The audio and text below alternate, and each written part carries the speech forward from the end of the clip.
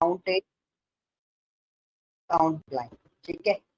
ये दोनों चीजें हम लोगों ने कंप्लीट कर ली थी, ये तीनों चीजें। And we already discuss about the function versus formula, what is the difference between function and formula. Okay, इनमें आप लोगों को कोई डाउट नहीं है। So now we are switching to the another part. This one is the relational and logical operators. So what's the important thing is that क्यों पढ़ना है, किस लिए पढ़ना है? देखो हमेशा इससे काम नहीं चलेगा आपका, काउंट से, काउंट ए से, काउंट ब्लैंक से। सिचुएशन कंडीशनल बेस आती है आपके पास, तब आप कैसे निकालोगे? तब आपका सबसे ज्यादा हेल्प आउट कौन करेगा? रिलेशनल ऑपरेटर और लॉजिकल ऑपरेटर। तो इसको केसेस को समझते हैं, कौन कौन से केसेस हमारे पास हैं। तो हमारे पास रिलेशनल ऑपरेटर की जब भी बात होती है तो we have total 6 relational operator, ठीक है। So relational operator is what, when we want to compare two different things और आइडेंटिफाई द पर्टिकुलर थिंग्स। अगर आपको दो चीजें कंपेयर करनी है and you need to decide a decision, कोई डिसीजन आपको लेना है, वो सारी चीजें किसके थ्रू हो सकती हैं? रिलेशनल ऑपरेटर के थ्रू हो सकती है। ओके, तो रिलेशनल ऑपरेटर टोटल सिंपल सा अपने दिमाग में बिठा लो, ये सिर्फ 6 होते हैं। ये क्यों बिठाने के लिए बोल रहा हूँ, क्यों मैं बोल रहा हूँ, just think about it, it's 6 only just because of that. चाहे वो पावर बीआई हो, पाइथन लैंग्वेज हो, आर लैंग्वेज हो, चाहे वो कोई सा भी एरिया हो, ये 6 से अबव नहीं होते किसी में भी। और रियल टाइम मैथमेटिकली भी ये 6 ही होते हैं, 6 से ज्यादा नहीं होते। ओके, तो रिलेशनल ऑपरेटर में सबसे पहला क्वेश्चन आता है इक्वल टू का। इक्वल टू का मतलब क्या होता है, मैं आपको फॉर्मूला फिटअप करके भी बता दूं। When we compare two different numbers, एक मेरा नंबर 3 है, एक मेरा 4 है, तो 3 equal to 4, this condition is false और true? This condition is what? False, क्योंकि ये दोनों एक दूसरे के इक्वल नहीं है। तो अब देखेंगे हम इस वाली सिचुएशन में दोनों एक दूसरे के इक्वल है, तो ये क्या दे रहा है? ट्रू दे रहा है। So same with the greater than, this sign is the greater than, जो लेफ्ट साइड को ओपन रहता है जिसका फेस एंगल ब्रैकेट, तो उसको हम लोग क्या बोलते हैं? ग्रेटर देन बोलते हैं। So first value is greater, second value is smaller, then it's true. If first value is greater, sorry, first value is smaller than second value, ठीक है, 3 is less than 4, this one is wrong, ठीक है। हमने लिखा है 3 is greater than 4, तो greater तो है नहीं, छोटा है, तो ये क्या देगा? फॉल्स देगा। अब लेस वाले पे आते हैं, लेस वाला जस्ट उसका वाइस वर्सा, छोटा होना चाहिए। Right and left hand side वाली वैल्यूज हमेशा क्या होनी चाहिए? छोटी होनी चाहिए। तो इसमें बड़ी थी, इसमें छोटी है, इसलिए इसको ट्रू दिया। लेस देन इक्वल टू, जब less than equal to use करते हैं तो उसमें 3 आउटपुट आते हैं, 2 केस में ये ट्रू रहेगा, एक केस में ये फॉल्स रहेगा। कौन कौन से केसेस हैं?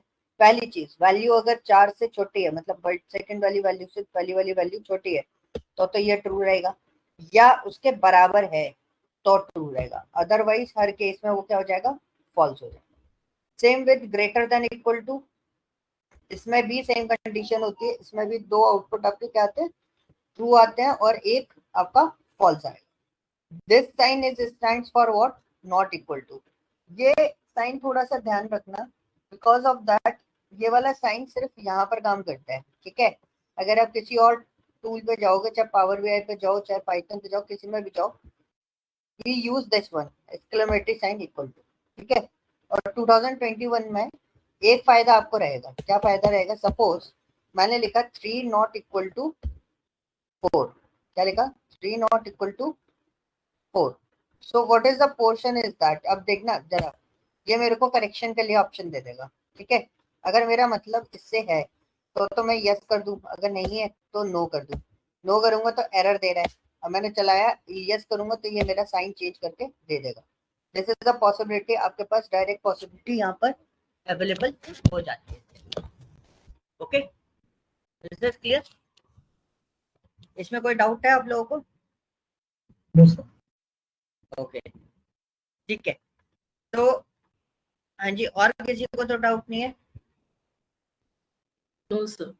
Okay, great. तो गाइस प्लीज इंटरैक्टिव रहना, ठीक है। सेशन अपन को थोड़ा सा इंटरैक्टिव रखना है, तो रिप्लाई करते रहना मेरे को बीच बीच में, तो हम चीजें देखते रहेंगे। अगर कुछ छोटा मोटा डाउट होता है तो हम उसे क्लियर करते जाएंगे, ठीक है। भले छोटा सा भी डाउट हो प्लीज क्लियर जरूर करना उसको। Okay, so now we have next one is logical operator. इसका यूजेस क्या होता है, जब आपके पास मल्टीपल कंडीशंस होती हैं, ठीक है, मल्टीपल सिचुएशन दे दी मैंने कि इसके बेसिस पे ये वाली कंडीशन अप्लाई करके डेटा फाइंड आउट करना है। सो this is N multiple condition. उन मल्टीपल कंडीशंस को हैंडल करने के लिए हमें किसकी जरूरत पड़ती है, लॉजिकल ऑपरेटर्स की जरूरत पड़ती है। So how can we handle these logical operators, it's very simple. So हमारे पास दो क्या है, दो इनपुट है P और Q। जिन लोगों ने इंजीनियरिंग किया हुआ है या जिन लोगों ने कंप्यूटर साइंस स्टडी करी हुई है उनको ऑलरेडी पता होगा, और जिन लोगों ने फिजिक्स लिया था 11th 12th में, they already know about this what is the logical, ठीक है। लॉजिक गेट्स वगैरह अगर आपने सुने हो, एंड और नॉट, ठीक है। तो यहाँ पे आपके पास दो इनपुट है, कौन से, P और Q। अब पहला इनपुट ट्रू है, दूसरा इनपुट ट्रू है, तो एंड के केस में क्या होगा, तो हमने एंड ऑपरेटर लगाया, पहला इनपुट और दूसरा इनपुट। तो जो ट्रू और फॉल्स लिखा है ना मैंने कैपिटल में, दिस इज एन वैल्यू। इस वैल्यू को हम क्या बोलते हैं, बूलियन वैल्यू बोलते हैं, ठीक है। क्या बोलते हैं, बूलियन वैल्यू बोलते हैं। तो अगर पहली वैल्यू ट्रू है और दूसरी वैल्यू भी ट्रू है तो आउटपुट इज व्हाट, ट्रू। अगर पहली वैल्यू ट्रू है और दूसरी वैल्यू फॉल्स है तो आउटपुट क्या आएगा, फॉल्स। ये मतलब उसी एग्जाम के क्वेश्चन की तरह होता है, जो दो क्वेश्चंस आपको दे दिए एग्जाम में, उन दोनों क्वेश्चन के बीच में क्या लगा दिया, एंड लगा दिया। उसका मतलब क्या होगा कि दोनों क्वेश्चंस अटेम्प्ट करना कंपलसरी है। अगर दोनों में से कोई भी एक क्वेश्चन आपने छोड़ा तो आपको मार्किंग नहीं मिलेगी उस पर्टिकुलर पार्ट की, ठीक है। सो ये कंडीशन किस में होती है, एंड में होती है। तो एंड में कंडीशन कब ट्रू होगी, जब पहली कंडीशन और दूसरी कंडीशन यानी कि पहला इनपुट और दूसरा इनपुट दोनों ट्रू होंगे, तभी एंड की कंडीशन क्या होगी, ट्रू होगी। अदरवाइज हर केस में एंड की कंडीशन क्या होगी, फॉल्स होगी। Is this clear, any doubt and को लेके, कोई डाउट तो नहीं है? No sir. Okay. No, sir. Second one is और का हिंदी मीनिंग होता है अथवा, और is what, alternative formats kind of thing. Means आपके पास दो क्वेश्चंस हैं, क्वेश्चन नंबर 1 उसमें दो क्वेश्चन है, तो ए और बी करके दो क्वेश्चंस लगा दिए, उन दोनों के बीच में और लिख दिया। तो what is the meaning of that, आपने अगर ए अटेम्प्ट किया तो भी आपको मार्किंग मिलती है, बी अटेम्प्ट किया तो भी आपको मार्किंग मिलती है, और दोनों ही क्वेश्चंस आते हैं तो भी आपको मार्किंग मिलती है। ये किस केस में फेल हो सकता है, जब दोनों क्वेश्चंस के आंसर्स आपको नहीं आते। तो बहुत सिंपल सी चीज है, अगर हमारे पास पहली वैल्यू ट्रू है दूसरी वैल्यू ट्रू है तो और के केस में वैल्यू क्या होगी, ट्रू। अगर पहली वैल्यू ट्रू है दूसरी वैल्यू फॉल्स है तो क्या होगा, ट्रू। अगर पहली वैल्यू फॉल्स है और दूसरी वैल्यू ट्रू है तो क्या होगा, ट्रू। अब देखो ये फॉल्स किस कंडीशन में जाएगा, जब दोनों ही वैल्यूज आपकी क्या है, फॉल्स है, तभी ये डेटा जाएगा किस कंडीशन में, फॉल्स कंडीशन, ठीक है। This one is what, and और, ठीक है। अब मैं नॉट आपको नीचे बना के दिखा रहा हूँ, बट मैं इसमें छोड़ूंगा नहीं, नॉट ऑलरेडी यहाँ पर बना हुआ है, आप आसानी से समझ सकते हैं। तो नॉट क्या होता है, not is just and vice versa, उसका उल्टा होता है। फॉर एग्जाम्पल यहाँ पे मैंने ट्रू लिया, ठीक है, और सेकेंड वन मैंने लिया क्या, फॉल्स। तो अगर मैंने यहाँ पे नॉट ऑपरेटर यूज किया, क्या यूज किया, नॉट ऑपरेटर यूज किया, this one is not. Not क्या बोलते हैं, नॉट बहुत सिंपल सी चीज बोलता है, अगर वैल्यू ट्रू है तो वो उसको क्या कर देगा, फॉल्स कर देगा, और अगर ये वैल्यू फॉल्स है तो उसको वो क्या कर देगा, ट्रू कर देगा, उसका अल्टरनेटिव चलता है। अब इस वाले नॉट पे मैंने p की वैल्यू को इनपुट कंसिडर किया है, ये जो नॉट बना हुआ है उसको मैंने कौन सी वैल्यू पे क्या कंसिडर किया है, p की वैल्यू को नॉट कंसिडर किया है। तो p की वैल्यू में पहली वैल्यू ट्रू दूसरी वैल्यू ट्रू, नॉट क्या होगा, फॉल्स होगा, ऑब्वियसली सी बात है। अगर p की वैल्यू में दोनों वैल्यू फॉल्स है तो नीचे वाली दोनों वैल्यू क्या होनी चाहिए, ट्रू होनी चाहिए। सो दिस इज अ पोर्शन कि आप लॉजिकल ऑपरेटर्स को किस तरीके से यूटिलाइज कर सकते हो। Okay, so I hope logical में कोई दिक्कत नहीं होगी। अगर कोई प्रॉब्लम है, कुछ चीजें आपको मिसिंग लग रही है तो आप मेरे को बता सकते हो, we will cover it. Yes, any doubt? No sir. Okay, anyone? No, sir. It's clear. Okay. Okay, so या एक और पर्सन ने ज्वाइन किया है, Anish Yadav.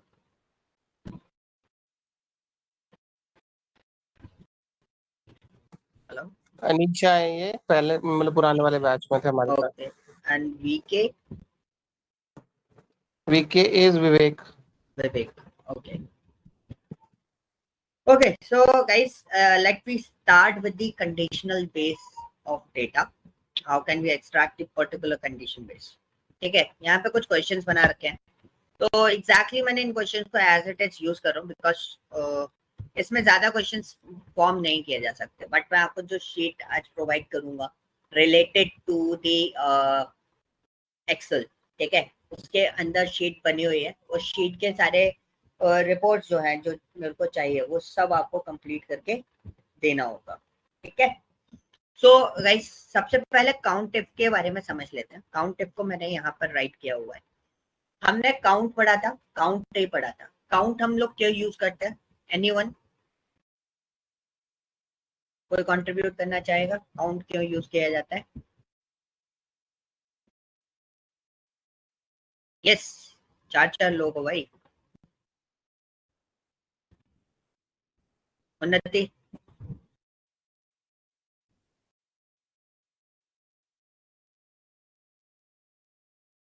okay, get the total. What kind of total?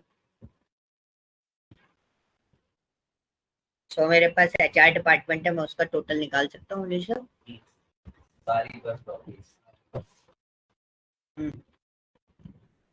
इसका टोटल हम इसका टोटल निकाल सकते हैं? टोटल नहीं, we count the data. Yes, like specifically from the tab or column. Sorry, you need to elaborate much more. So, okay. So I'll explain this one. We use count, only count the numbers values. Okay. Which cell we count? Only these cells. They having its own numbers. जिनके पास numbers values होती हैं, मतलब numerical data जिन cell के अंदर available होगा, सिर्फ और सिर्फ उन्हीं सेल को ये काउंट करेगा। Okay, next one is count a. Count a is what? We count the non empty cell या नॉट एम्प्टी सेल। जो जिस सेल के अंदर डेटा है वो उसको काउंट करता है। नॉट वी कंसिडर कि वो न्यूमेरिकल होना चाहिए या आपका स्ट्रिंग होना चाहिए। We don't need to figure out, but उसके अंदर क्या होना चाहिए? डेटा होना चाहिए। If we have data in a particular cell, then it is countable by the count A. But in count function, we only count those cells which have numerical data. ठीक है, जिनके पास सिर्फ और सिर्फ न्यूमेरिकल डेटा है उन्हीं cell को हम लोग काउंट करते हैं। And now next point is what? Count blank. Count blank is identify the blank data. ठीक है, count blank is identify the blank data, which cell is blank, so it will be countable by the count blank.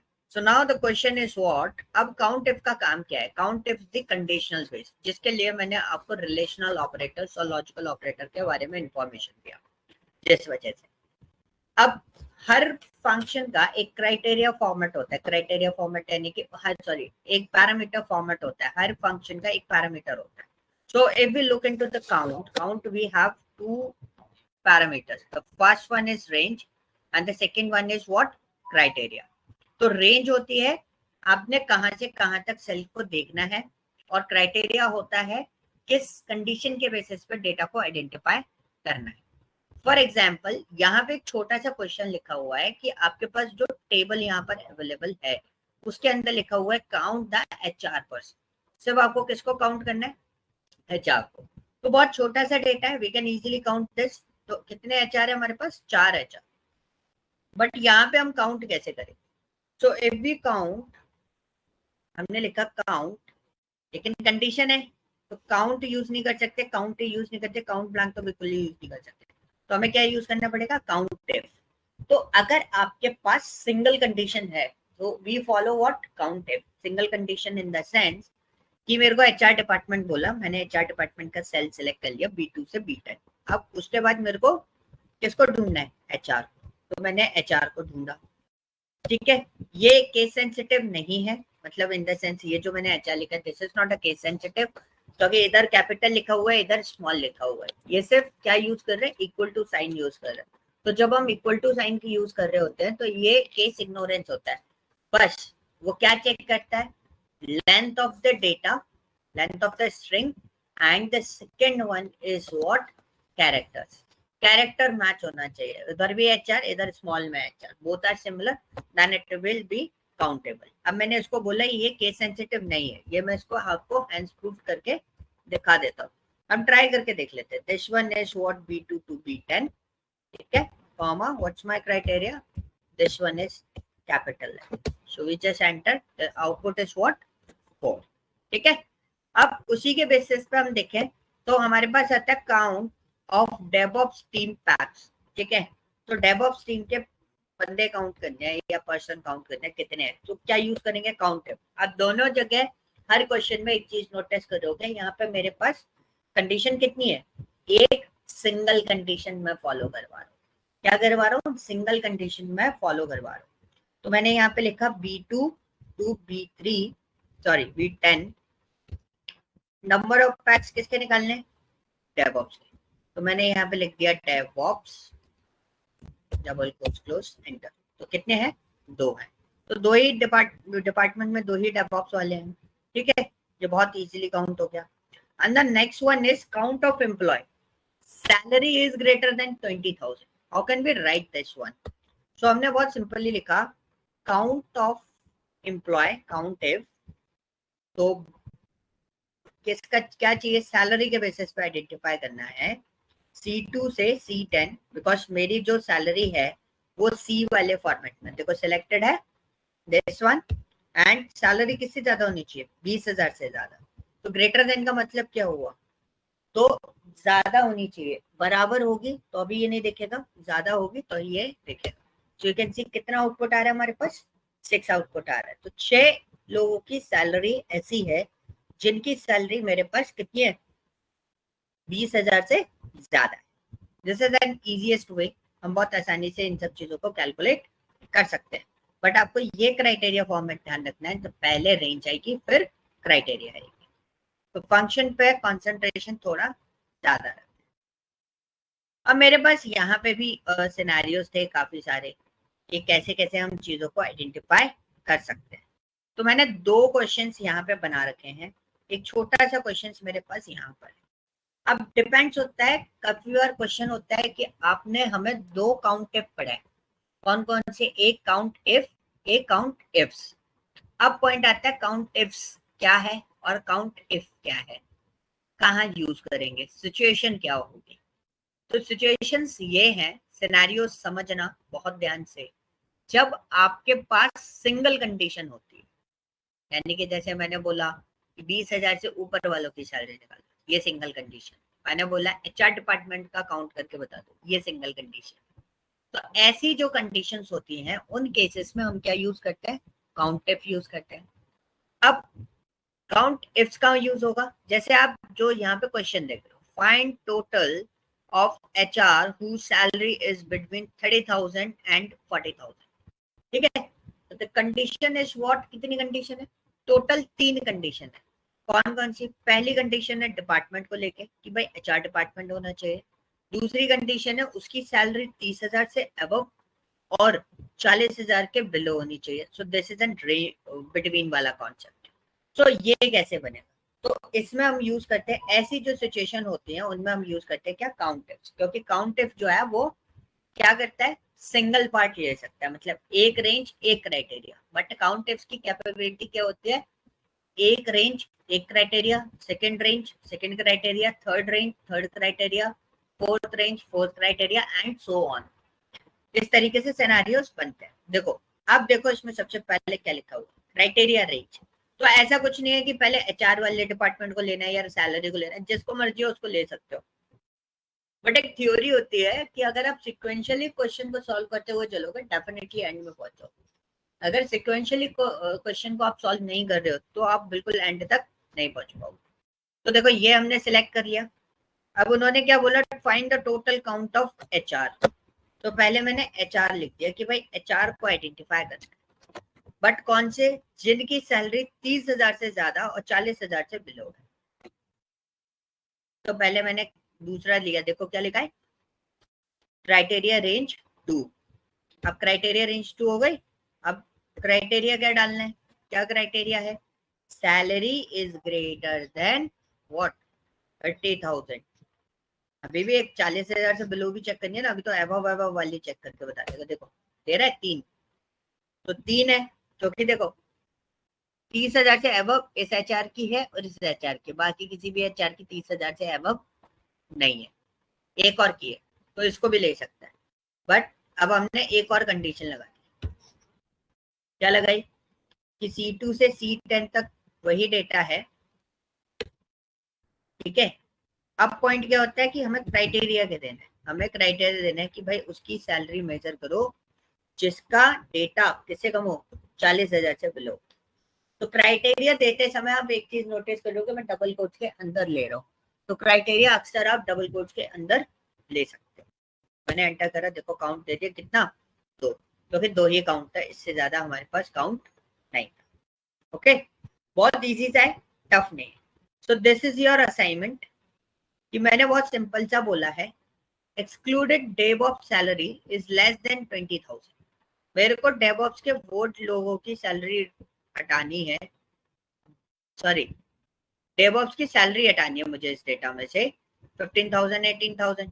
अगर DevOps की salary 20,000 से नीचे है तो remove कर दो, बाकी टोटल सैलरी का सम दे दो। Sorry, count of total member, ठीक है, डिपार्टमेंट काउंट कर जाना, ये भी तब भी निकल, दैट्स योर वर्क, आप इसको कैसे प्रोसीड करो। क्लियर हुआ? Yes, any doubt? हाँ जी, यस और नो? हेलो, सर एक बार वो असाइनमेंट वाला दोबारा बोल देंगे क्या? कौन सा वाला? ये असाइनमेंट। वाला, जी जी। ठीक है। तो एक छोटा सा क्वेश्चन है, excluding DevOps salary is less than 20,000। तो मैंने बहुत सिंपल से ये बोला है कि आपको उन डेवऑप्स वालों को हटाना है। मैं सारे डेवऑप्स हटाने की बात नहीं कर रहा हूँ, मैं बोल रहा हूँ उन डेवऑप्स वालों को हटाना है जिनकी सैलरी बिलो 20,000, ठीक है, इस डेटा के अंदर। तो अभी तो 2 लोगों की सैलरी है, दोनों ही डेवऑप्स आप बहुत आसानी से हटा भी सकते हो, बट आपको इस तरीके से फंक्शनलिटी लिखनी है। अगर मैंने इसकी रेंज में कुछ चेंजेस कर दिए, वैल्यू चेंज हो गई, सैलरी इंक्रीज हो गई, तो वो ऑटोमेटिकली हट जाए, बस वही पर्टिकुलर ऑटोमेटिकली हट जाए, बाकी सब एड ऑन रहे, ऑटोमेटिकली एडजस्ट होना चाहिए। ओके, टोटल मेंबर काउंट करने, मतलब डेवऑप्स का हटा के कितने बचे, 9 है टोटल, 9 में से 2 गए तो कितने बचे, 7, ठीक है। 9 - 2 = 7, इसका आउटपुट कितना आएगा, आउटपुट है 7। Is this clear? Yes sir. ठीक है, so this one is assignment, you can go with this, but मैं एक छोटा सा आप लोगों से कंट्रीब्यूशन मांगूंगा, आप मुझे गाइड करना।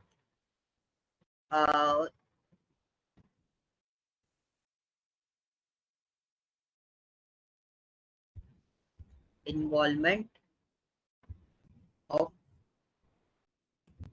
डेप्ट शो इन परसेंटेज,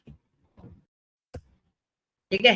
सो मेरे पास जो जो डिपार्टमेंट है, सपोज मेरे पास यही डिपार्टमेंट्स है चारों, तो इन चारों डिपार्टमेंट का आपको क्या करना है, एचआर का इन्वॉल्वमेंट परसेंटेज कितना है। पॉइंट क्वेश्चन समझ में आया? इन्वॉल्वमेंट मतलब इसमें एचआर डिपार्टमेंट का कितना परसेंटेज है।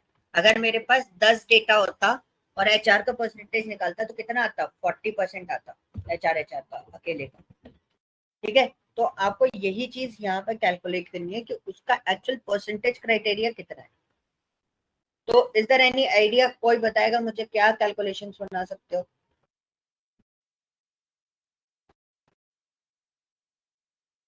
यस, सिंपल कैलकुलेशन है, कैसे निकालेंगे?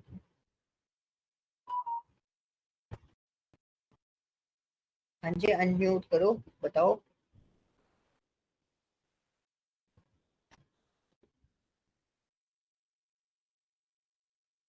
Hello guys, please reply. मैं आंसर दे दूंगा, बट मेरे आंसर्स देने से कोई फर्क नहीं पड़ेगा। हाँ जी, yes Vivek, Anisha, Unnati, Simran, any answer? How can we calculate the percentage? Yes और नो, कुछ भी बोल सकते हो, कोई दिक्कत नहीं है। I don't know. Okay okay Vivek, Unnati, any idea? No, Anisha? So guys, percentage calculate, आपके मार्क्स आते हैं, how can we calculate the percentage of this? तो टोटल सम करते थे आप, अपने जो मार्क्स ऑब्टेन हुए हैं उनका टोटल सम करते थे। Sir, the marks which we obtain and Mhm. from the total and we multiply with 100 But undivided by divided by total sum of like if we had maximum marks.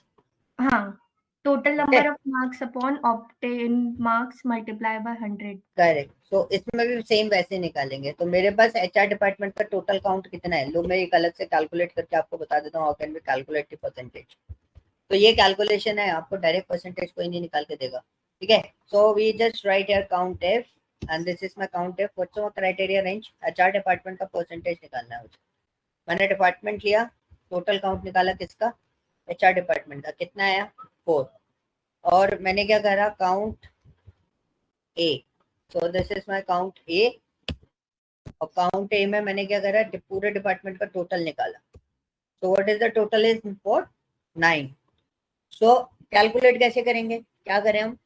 4 या हमने बोला जो ये calculate करा है उसको डिवाइड कर दो 9 से। तो कितना आया? 0.44। इसको परसेंटेज में चेंज करना है, तो पहला तरीका यहाँ से कर दो, ठीक है जी। और दूसरा तरीका क्या है? कंट्रोल 1 दबा के यहाँ पे परसेंटेज के फॉर्मेट पर जाके यहाँ से कर दो, ठीक है। और तीसरा तरीका क्या है? ये सिलेक्टेड है, शॉर्टकट होता है कंट्रोल शिफ्ट और परसेंटेज का साइन, ठीक है। अब यहाँ पे डबल 44 ही आ रहा है, इसमें डेसिमल्स आपको दिखाने हैं, so you can use this one, decimals लगा दो। तो ये हो गया किसका? एचआर डिपार्टमेंट का। सिमिलर आपको टेस्टिंग के लिए निकालना है, डेवऑप्स के लिए निकालना है, एसोसिएट्स, एडब्ल्यूएस, इन चारों डिपार्टमेंट के परसेंटेज आपको निकालने हैं, ठीक है। ये आपका टास्क रहेगा, ये शीट में आपको एज इट इज शेयर करूँ। क्लियर हुआ? Any doubt?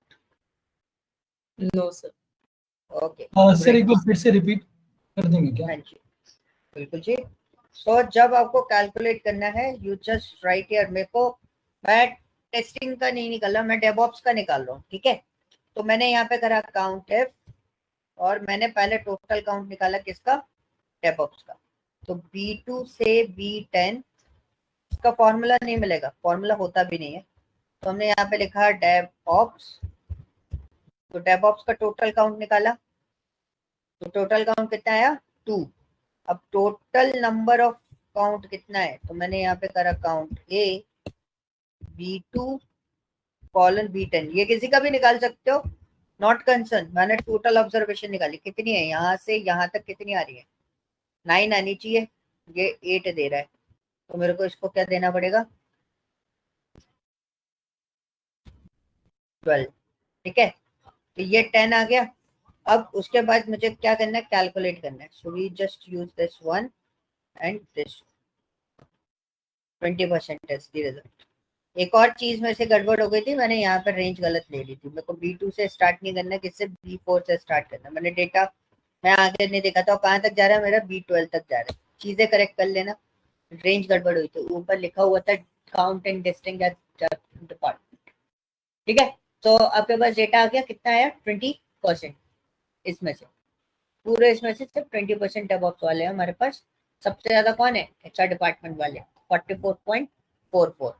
Is this clear? Any doubt? अभी बताओ। No sir. Okay great. Anyone? किसी और को डाउट है? No, sir. ओके आ गया ना, क्योंकि मैं आगे क्वेश्चन दूंगा, इसी पे क्वेश्चन है नेक्स्ट वाले। जो शीट्स आपको कंप्लीट करके देनी है गाइस, वो इसी के ऊपर है, तो प्लीज चीजों को सोच के आराम से करना।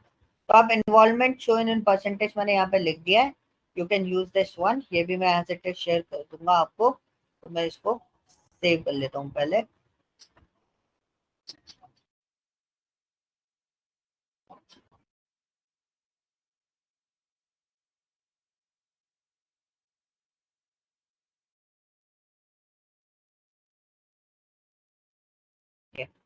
So now let we start। ये वाला पार्ट क्लियर हुआ। अब मैं छोटी छोटी 2-3 चीजें और बता। तो मेरे पास क्या है ना, एक्चुअली शीट्स बनी हुई है, so we'll use for learning purpose only. But हम जो काम आपके पास फ्लो ना स्टार्ट होगा, वो काम थोड़ा सा एक्स्ट्रा ऑर्डिनरी फॉर्मेट पे जाए। तो आज इस वाले पार्ट में से मैं आपको सिर्फ 3 चीजें बताऊंगा। कौन कौन सी? एक सम इफ और एक सम इफ्स। ठीक है, इन तीनों पर पहले बात करते हैं। और चौथा कौन सा है? Some product. पहले इन चारों को समझेंगे। अगर आप समझ गए जल्दी तो फिर हम उसको रैप अप कर लेंगे पूरा। और इजी है, टफ नहीं है, आप बहुत आसानी से इस पर्टिकुलर पार्ट को समझ सकते हो। ठीक है, तो लेट्स स्टार्ट विद द सम। अच्छा, एग्रीगेट फंक्शंस के बारे में आप लोग क्या समझते हो? What is aggregate functions? बताओ।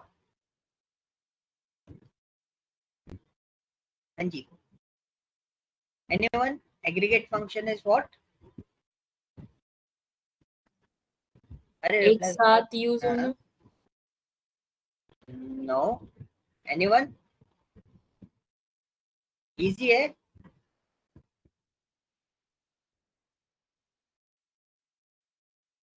चलो, तो गाइस कंट्रीब्यूट करो। मेरा पॉइंट ये है, अभी बोलोगे तो इंटरव्यू में अच्छे से बोल पाओगे। ठीक है, तो क्योंकि मेरा काम ही है करेक्ट करना आपको।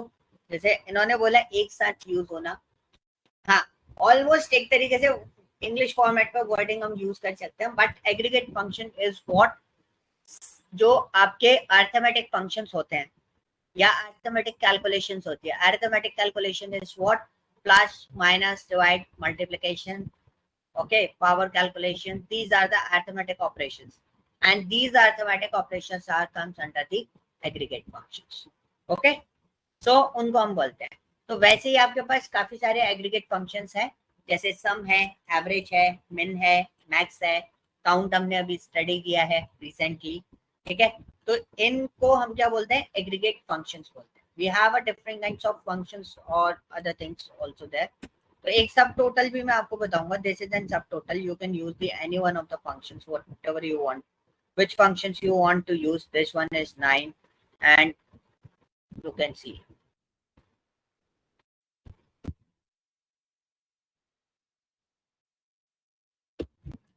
ठीक है, सो इनके बारे में भी बताऊंगा, where we use sub total और कैसे यूज करना है।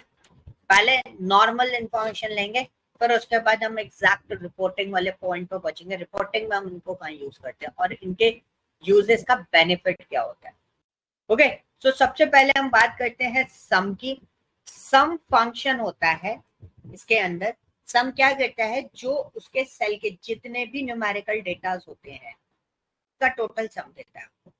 फॉर एग्जाम्पल, मुझे सैलरी का सम चाहिए पूरी, तो मैंने उसके अंदर सैलरी पास कर दी। इसमें भी आप देखोगे we have a parameter like this.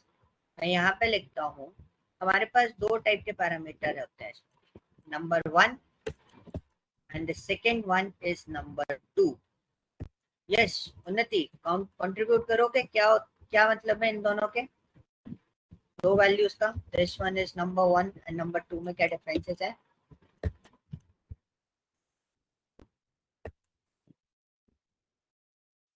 Yes सिमरन,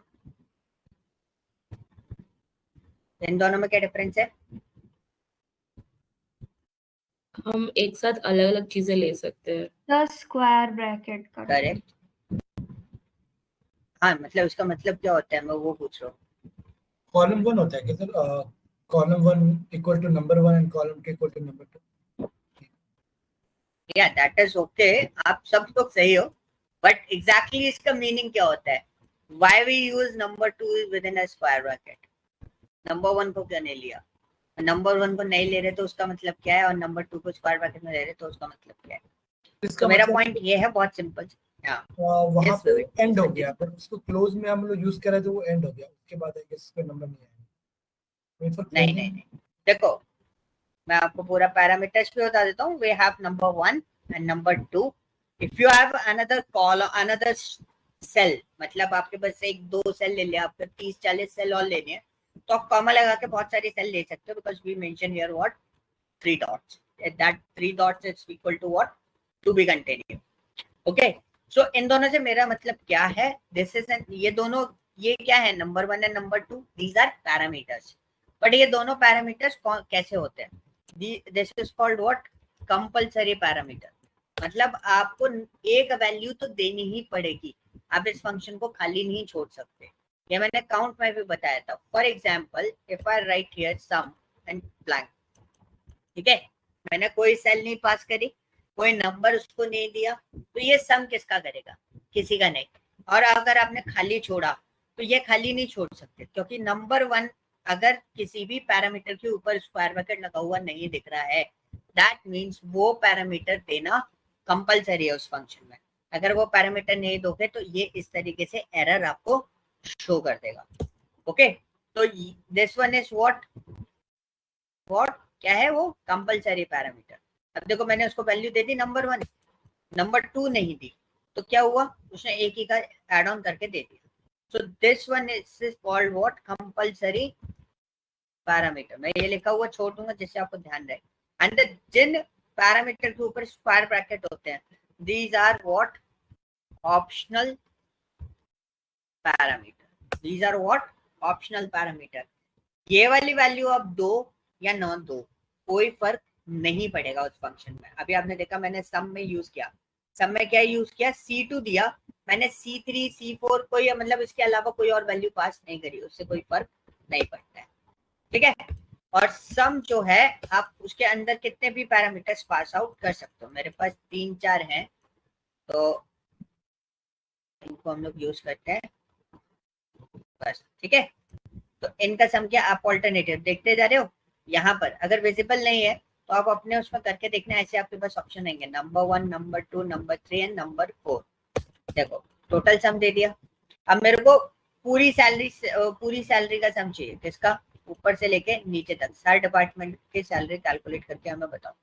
तो हम इसमें रेंज भी पास कर सकते हैं. तो हम इसमें क्या कर सकते हैं?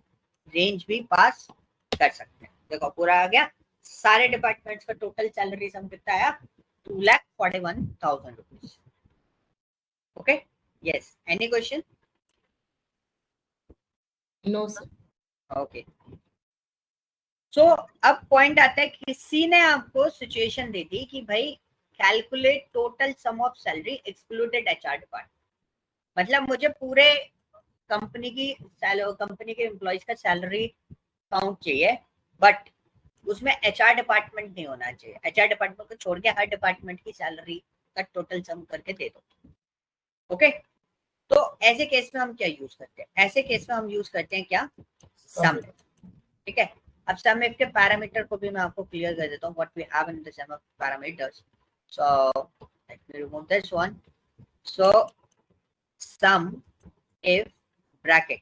ठीक है, तो first one is range, second one is criteria.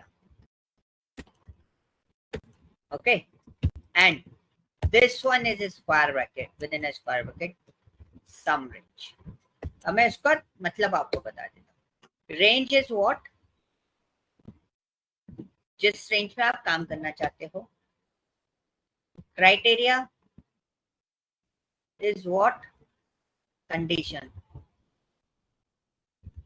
ठीक है. And sum range is what? जिस पर्टिकुलर रेंज का आपका सम करना है. And this one is what? Optional parameter. क्या है ये? ऑप्शनल पैरामीटर है. ठीक है. ऊपर से डबल क्लिक कर लेंगे आप जब भी आपको शीट मिलती है. Please maintain this one by using this situation. ठीक है. तो रेंज इज व्हाट? बिटवीन वाला कॉन्सेप्ट. ठीक है, इसको मैं लिख नहीं रहा हूँ. And criteria is what? Condition. अब सपोज मैं यहाँ पर एक छोटा सा सिचुएशंस बना लेता हूँ अपने एंड पर. तो मैंने एक सिचुएशन बनाई, सम ऑफ HR डिपार्टमेंट सैलरी, ठीक है। सबसे ज्यादा सैलरी इसी डिपार्टमेंट की निकलती है ना। तो अब देखो सम में पहला क्या है, रेंज। रेंज किसका देंगे, what's your condition, condition is HR department. तो मैंने क्या करा, एचआर डिपार्टमेंट वाले का रेंज दिया। What's your criteria, second option is what, criteria. What is the criteria, HR. अब सम किसका करना है, सम हमें करना है, किसका सम करना है, सैलरी का। तो what's the situation of this, C2 to C10। तो ये एचआर डिपार्टमेंट की सैलरी का सम करके हमें दे रहा है 1,38,000। Is this clear, okay. Yes. So now अब एक और चीज हम लोग कर रहे हैं, यहाँ पे लिया हमने sum if this is my range. अब मैंने एक कंडीशन रखी, मेरे को उन लोगों का सम चाहिए, सम ऑफ सैलरी लेस देन 20,000। और मैंने इसमें सैलरी पे ही कंडीशन डाल दी। तो जब आप सैलरी पे कंडीशन डालते हो, मतलब अक्सर क्वेश्चन ये पूछ लिया जाता है सम रेंज ऑप्शनल क्यों है इसके अंदर। तो भाई जब आप न्यूमेरिकल डेटा पे ही कंप्लीटली काम कर रहे हो, देखो सम इफ में मैंने रेंज लिया, मैंने किसका रेंज लिया, सैलरी का ही रेंज लिया है। तो this is a numerical data, ठीक है। अब हमने उसमें क्राइटेरिया क्या दे दिया कि भाई उसकी सैलरी किससे कम होनी चाहिए, 20,000। आप इसमें सम रेंज वाली कंडीशन लगा सकते हो, बट इस सिचुएशन में आप डील किससे कर रहे हो, न्यूमेरिकल डेटा से ही डील कर रहे हो, उसकी पे ही कंडीशन लगा रहे हो। तो ऐसी सिचुएशन में आपको सम रेंज लेने की जरूरत नहीं पड़ती। क्लियर हुआ, कोई डाउट? यस। हाँ जी बताओ क्या डाउट है। नहीं ये समझ में आया सर। अच्छा। अगर स्पेसिफिक अगर डेवऑप्स हाँ। के लिए अगर निकाल रहे होंगे देन फिर यहाँ पे सम रेंज में डेवऑप्स डालना पड़ेगा, isn't it? करेक्ट। तब नहीं, सम रेंज में डेवऑप्स नहीं डाल, सम रेंज में सैलरी डालनी पड़ेगी क्योंकि ये न्यूमेरिकल डेटा है, अच्छा। ठीक है। सम एवरेज एग्रीगेट फंक्शन की जब मैं बात कर रहा हूँ एक्सक्लूडिंग काउंट, तो आपको डील करनी पड़ेगी किससे, only with the numerical data. अगर नंबर्स होंगे तो ही आप उसका सम कर सकते हो, अदरवाइज स्ट्रिंग का सम नहीं होता है। Okay clear. सो इस तरीके से आप अपने माइंडसेट को सेट कर सकते हो कि यार इसका ऐसे होगा, इसका ऐसे होगा। तो दिस इज अ पॉइंट। तो इसको आप देखना कितना आ रहा है इसका, बिलो 20,000 है ना, तो total some is what, 45,000। Okay, so now this is an another format, calculate the total sum of salary excluding HR department। ये आपको करना है, आपको सोचना है। चलो एक मैं बना के बता देता हूँ, एक्सक्लूडिंग वाला मैंने बना के भी नहीं बताया। So I am using here what, sum if. Okay, if में क्राइटेरिया रेंज क्या है, the first one is what, department. और मुझे क्या करना है, एक्सक्लूड करना है। एक होता है इंक्लूड करना, देन वी कंपेयर्ड इट, और एक होता है एक्सक्लूड करना, that one is what, not equal to. So sorry, not equal to we are not using this sign, we use this and cross angle bracket, ठीक है। तो this one is not equal to what, HR department. Okay, अब देखो अगर मैंने इसको ऐसे करा, एक और सिनेरियो समझो, सम रेंज नहीं दिया, हमें पता है वो ऑप्शनल है, तो सम रेंज नहीं दिया तो क्या आउटपुट देगा, जीरो आउटपुट देगा, क्योंकि उसको पता ही नहीं है ना सम किसका करना है। क्योंकि वो जिसका सम करने की सोच रहा है, ये जो हमने दे रखा है इसका सम करेगा तो आएगा नहीं, आएगा, because it's non numerical data. तो वो सम किसका कर सकता है, सिर्फ और सिर्फ न्यूमेरिकल डेटा का सम कर सकता है। मैंने डेटा सिलेक्ट कर लिया C2 to C10 और एंटर कर दिया। सो यू कैन सी मेरे पास डेटा आ गया, कितना है, 1,03,000 एक्सक्लूडिंग HR। अगर आपको देखना है दिस वैल्यू इज करेक्ट और नॉट, सो कभी कभी छोटा डेटा होता है ना, हम लोग चेक कर लेते हैं, भाई वेरीफाई तो करें, हम सही निकाल भी रहेंगे नहीं निकालते। देखो 2,41,000 total salary is what, 2,41,000 and we already calculate in the previous sheet, right? So ये चीज क्लियर हुआ, सम में आगे बढ़े। Yes. Yes, Yes, sir. Okay okay guys, so अब हम आते हैं सम इफ्स पे। सम इफ्स पे मैंने यहाँ पर एक क्वेश्चन मैंने बना रखा है, यहाँ पे थोड़ा सा छोटा सा, अब मैं इसको सॉल्व करके आपको बताता हूँ। सम इफ्स आ गया, IFS इफ्स आ गया, तो मतलब मल्टीपल क्राइटेरिया पे डील कर सकते हैं। तो मल्टीपल क्राइटेरिया पे बात करते हो, हमारे पास कितने क्राइटेरिया है इसके अंदर? जो क्वेश्चन लिखा हुआ है उसमें कितने क्राइटेरिया है? यस, टोटल 10 क्राइटेरिया कहाँ से? कंडीशन कितनी लगा सकते हो? Sir, 3 criteria. 3 क्राइटेरिया है हमारे Yes, पास, yes. ठीक है। अब 3 क्राइटेरिया कैसे है? That's one is what some ifs, ठीक है। अब सम इफ्स जब यूज करते हैं, इसका पैरामीटर्स का बहुत ज्यादा ध्यान रखना गाइस। अक्सर लोग इसमें गड़बड़ कर देते हैं। मैं इसका एक आपको नीचे लिख देता हूँ फंक्शन। तो देखो, ये काम करते करते याद होता है। कई बार मुझसे पूछ लिया जाता है आपको याद है, या मैं भी याद करनी पड़ेगी। भाई याद नहीं करने, आप प्रैक्टिस करते रहो, आपको धीरे धीरे सब कुछ याद हो जाएगा, ठीक है। तो इसमें सबसे पहला पैरामीटर होता है सम रेंज, होता है आपका क्या? Range, criteria range.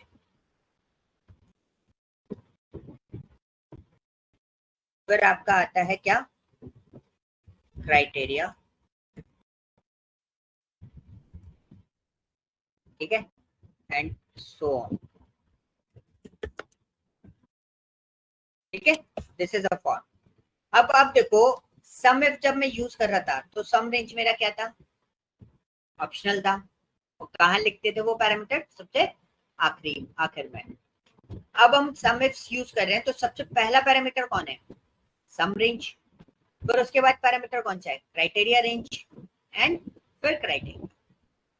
तो इसमें सबसे पहले, इसमें सम इफ्स में सबसे पहले आपको क्या डिसाइड करना पड़ता है? सम रेंज डिसाइड करनी है। किसकी सम करनी है? ऑब्वियसली बात है, किसका सम करना है? सैलरी का। So what's your first criteria range? पहली क्राइटेरिया रेंज क्या है? तो मैंने पहला डिपार्टमेंट एरिया सिलेक्ट करा। तो आप सिक्वेंशियली भी ले सकते हो इसको। अगर शफल भी करते हो ना डेटा, पहले मैं सैलरी का क्राइटेरिया के बेसिस पर निकाल लूं, फिर डिपार्टमेंट को लास्ट लिख दूं, चलेगा, कोई दिक्कत नहीं होती, ठीक है। मैंने यहाँ पे लिखा है HR। अब दूसरा क्राइटेरिया क्या? Above 30,000, so we need to use this one. Again salary, salary criteria कितना दिया है? 30,000 से ज्यादा, ठीक है, comma, again we need to calculate the salary. So अब हमें बोला below 40,000, so double quotes below 40,000, ठीक है, एंटर। सो कितना आया टोटल? 68,000। तो अगर मैं पॉसिबिलिटी देखूं तो यहाँ पे HR डिपार्टमेंट में 34,000 कितने हैं? 2 ही है। तो what will be the output of this? कितना आएगा? 68,000 आएगा ओनली। ओके, क्लियर हुआ? कोई doubt? No, sir. No, sir. ठीक है। तो गाइस यहाँ पे एक क्वेश्चन बना है बहुत सिंपल सा। This is my total salary, ठीक है। ये मैंने ऊपर सॉल्यूशन बना रखा है ताकि आप कैलकुलेट करके देख सको। तो ये मेरी टोटल सैलरी है, ये मेरे HR और डेवऑप्स के मिल सैलरी है अलग अलग। तो क्वेश्चन क्या है? एक्सक्लूडेड HR एंड डेवऑप्स, मतलब HR और डेवऑप्स को छोड़ के कितना टोटल सैलरी आपके पास बचेगा? तो हम क्या करेंगे? So we just write here this one minus bracket this one plus this one, ठीक है। एक्सक्लूडेड बोला है ना, तो HR और डेवऑप्स को मैंने दोनों का सम किया और उसको किस में से माइनस कर दिया? टोटल सैलरी में से माइनस कर दिया। मैं रिजल्ट देखूंगा, रिजल्ट याद है कितना आ रहा है? 70,000। ओके, पॉइंट समझ में आया? अब इसमें पॉइंट क्या है कि यहाँ पर आपको सम इफ्स का यूज करके यही बात कंप्लीट करनी है, ठीक है। सम इफ्स फंक्शन का यूज करके आपको यही रिजल्ट आइडेंटिफाई करना है। सो दिस इज अ पॉइंट कि हम किस तरीके से इसको कैलकुलेट करते हैं। क्लियर हुआ? एक और चीज, चलो इसको मैं चलो सम प्रोडक्ट सम वाला पोर्शन ही खत्म कर लेते, सम प्रोडक्ट ऑफ द ठीक है जी। अब देखो सम प्रोडक्ट काम क्या करता है। सम प्रोडक्ट का काम क्या है? कई बार क्या होता है, दिस इज माय सैलरी, तो आप बहुत देर से देख रहे हो, बट इसमें एक पार्ट और एड ऑन हुआ, दिस इज योर मंथ्स। तो ये मंथ है, कौन सा एम्प्लॉय कितने दिन काम करने वाला है? ये 6 महीने, ये 12 महीने काम करेगा। ये हमारा सपोज इंटर्न है, ये 6 महीने काम करेंगे, ये 12 महीने काम करेगा, ये 6 महीने काम करेगा। सो what is the total expenditure of the company in a year? कितना होगा? एक ईयर में कंपनी कितना इन्वेस्ट कर रही होगी? तो हाउ कैन वी कैलकुलेट? बहुत सिंपल है, सैलरी के बेसिस पे कैलकुलेट करेंगे। तो अगर मैं आपसे पूछूं आपका एनुअल सीटीसी कितना है, तो हाउ कैन वी कैलकुलेट? जो आपका एन एंड सैलरी होता है उसको मल्टीप्लाई कर दो किससे? 1 से।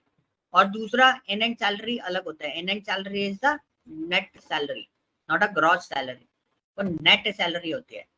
अब आपके नेट सैलरी में, नेट सैलरी तब बनती है जब आपकी ग्रॉस सैलरी में से डिडक्शन हो जाता है, ठीक है। For example we are calculating as per the gross salary. तो कैसे कैलकुलेट करेंगे भाई? सपोज किसी को बोला 45,000 रुपए महीने हम आपको देंगे, तो 12 महीने में वो कितने कमाएगा? It's very simple, multiply by with 12 and enter 5,40,000। ऐसे ही सबके साथ में होगा। देखो सबके साथ में आ रहे हैं अलग अलग। ये 12 महीने में कैलकुलेट हुई है, 6 महीने में कितना कमाएगा, ये 12 महीने में कितना कमाएगा। दिस इज द पोर्शन कि हम किस तरीके से उसको कैलकुलेट करके देख सकते हैं, ठीक है। Now second portion is what's the total of this salary? Annual expenditure निकालना था, तो मैंने क्या करा, एक एनुअल सैलरी का कॉलम बनाया। पॉइंट समझना मैं क्या बोल रहा हूँ। एक नॉर्मल लाइफ में हम क्या करते हैं, हम एनुअल सैलरी का कॉलम बनाते हैं और कॉलम बनाने के बाद क्या करते थे, इसी सैलरी का सम कर देते। तो ये कितना है, 26,22,000, ठीक है, 26,22,000। तो ये थी एक नॉर्मल वे में हम किसी चीज का कैलकुलेशन निकाल रहे हैं। अब पॉइंट आता है कि भाई ये तो आपने नॉर्मली फॉर्म निकाल लिया। अब पॉइंट आता है कि मेरे को 1 टाइम में आउटपुट चाहिए, मतलब ये जो आउटपुट के लिए आपने पूरा कॉलम बनाया एनुअल सैलरी का, वो जरूरत नहीं है, आप उसके बिना निकाल के दे दो। बहुत सिंपल है, हमने पूछा टोटल ईयरली एक्सपेंस कितना है, तो we use what in that case, we use what, sum product. Sum product क्या बोलते हैं, बहुत सिंपल से आप देख रहे हो यहाँ पे एरेज लिखे हुए हैं। एरे क्या होता है? Array is a collection of data. Array is a collection of data. तो हमने पहले एरे में क्या बात करी, हमने एक पूरी की पूरी रेंज पास कर दी, ठीक है, पूरा का पूरा डेटा पास कर दिया किसका, सैलरी का। अब सेकेंड वन इज, दूसरा पार्ट कौन सा है आपका, दूसरा पार्ट भी दे देते भाई, मंथ है, मंथ के बेसिस पे दिया। तो ये क्या करेगा, ये जो आपने प्रोडक्ट करा है ना, ये वैसे ही इसको प्रोडक्ट करता हुआ चलेगा और लास्ट में उन सबका प्रोडक्ट करने के बाद टोटल सम कर देगा। देखो एक बार में पूरा कंप्लीट आउटपुट आ गया। दिस इज द सॉल्यूशन कि आप इतना लंबा प्रोसेस ना करते हुए you can use this one, directly इस पे वर्कआउट कर सकते हो। ओके, क्लियर हुआ? Any doubt? No, sir. Okay, तो ये फाइल मैं आपको एज इट इज शेयर करूंगा, बट मैं आज आपको एक छोटा सा काम दे रहा हूँ। 1 minute रुकिएगा।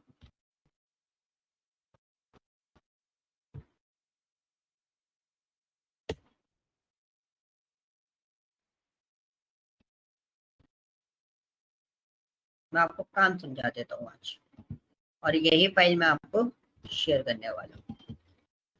So this is your task. ये हमारे पास शीट है, ठीक है, ऑनलाइन मिल जाएगी, बहुत सारे ट्यूटोरियल्स मिल जाएंगे, यूट्यूब पे भी ये शीट मिल जाती है, कहीं भी मिल जाएगी आपको। आपको इस शीट के लिए इतना टेंशन लेने की जरूरत नहीं है, ठीक है। हाँ, जो उसमें कर रखा है वो नहीं मिलता कभी कभी।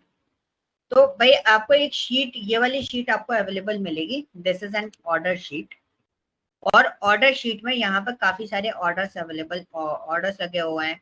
ऑर्डर डेटा शिप मोड है, ठीक है। अलग अलग पोर्शन आपको यहाँ पर अवेलेबल मिलेंगे, बहुत अलग अलग चीजें हैं, अलग सेल्स है, क्वांटिटी है, डिस्काउंट है, काफी सारी चीजें यहाँ पर अवेलेबल है। तो पोर्शन इज व्हाट कि यहाँ पर एक और शीट मैंने यहाँ पर दी रखी, तो आपको है ना इसमें कुछ पार्ट लिखे हुए, टोटल नंबर ऑफ रोज, कितना डेटा है रो वाइज, वो आपको निकालना है। सेगमेंट मतलब पर्टिकुलर, इसके अंदर एक सेगमेंट नाम का कॉलम है जिसमें ये सेगमेंट्स आपके पास अवेलेबल है, उन सेगमेंट्स का टोटल काउंट निकालना है, कैटेगरी का टोटल काउंट निकालना है। तो इसी तरीके से आपको क्वेश्चंस समझने हैं इसके अंदर, ठीक है। तो पहला मेरा एक्सपेक्टेशन है कि आप ये वाले जो पोर्शन है, ये और ये आप कंप्लीट कर लो। जो आगे कंप्लीट करेगा that is the benefits for him और हर, कि उसको काफी कुछ चीजें और समझ में आ जाएंगी अगर आगे का पोर्शन को फॉलो अप करते हो तो ये क्रिटिकलिटी थोड़ी थोड़ी हम बढ़ाते जाएंगे, ठीक है। अब जैसे मेरे को टोटल सेल चाहिए, ठीक है, तो नीचे हमने बॉक्सेस बना रखे हैं, इधर ये हमने सेल में नीचे ऑप्शंस बना रखे हैं। तो यहाँ पे आप टोटल सेल, एवरेज वगैरह जो भी जो चीजें आपने जैसे टोटल सेल, टोटल प्रॉफिट, ये सब टोटल करना, सम करना, तो मैंने आपको बताया ही है। तो उनके बेसिस पे आप इन सबको फॉलो अप करो, ठीक है। These are the other sheet में फॉर्मेट्स, इसको आप देख सकते हो, बट मेरे को ये वाले शीट फॉर्मेट पहले कंप्लीट चाहिए। ये 3 ये चाहिए सबसे पहले, और दूसरा ये वाले क्वेश्चंस में जो सबसे पहले कंप्लीटेड चाहिए, ठीक है। कोई डाउट है? और हाँ, इसमें भी ये है, ये भी आपको कंप्लीट करना है,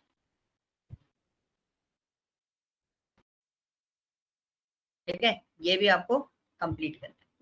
तो ये शीट मैं आपको प्रोवाइड कर रहा हूँ, मैं इसमें से कुछ चीजें हटा देता हूँ जो मेरे को नहीं चाहिए, क्योंकि हमने अपने काम के लिए बना रखी थी।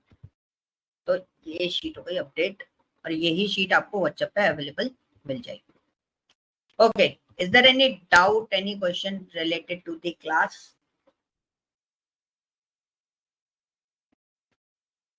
No, Guys, sir.